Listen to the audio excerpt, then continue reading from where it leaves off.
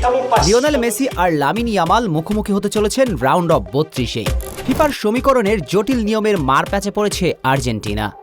Round of 32-এ আর্জেন্টিনার প্রতিপক্ষ হচ্ছে কে তা এখনও নিশ্চিত নয়। স্পেন পড়তে পারে আর্জেন্টিনার সামনে।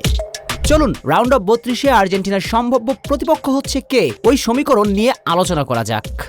রাউন্ড অফ 32-এ মেসিদের প্রতিপক্ষ কে হবে তা মূলত নির্ভর করছে এইচ গ্রুপের শেষ ম্যাচের ওপর, যেখানে লামিন ইয়ামালের স্পেন মুখোমুখি হবে উরুগুয়ের।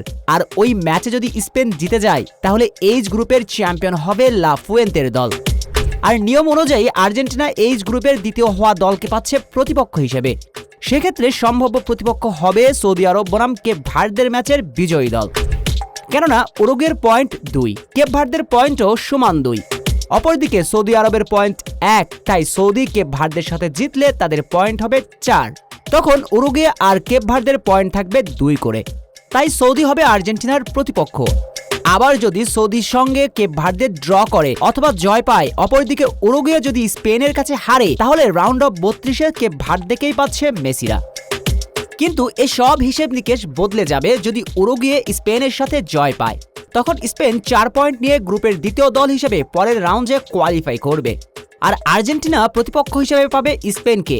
আবার যদি স্পেন উরুগুয়ের বিগ ম্যাচ ড্র হয়, তাহলে স্পেনের পয়েন্ট হবে 5। তখন আর্জেন্টিনার সম্ভাব্য প্রতিপক্ষ হচ্ছে কে তা নির্ভর করবে সৌদি আরব বনাম কেপ ভার্দের ম্যাচের ওপরে। কেপ ভার্দের জয় পেলে তাদেরও যে পয়েন্ট হবে 5। তখন ওই মুহূর্তে আসবে হেড টু হেডের হিসেব নিকেশ।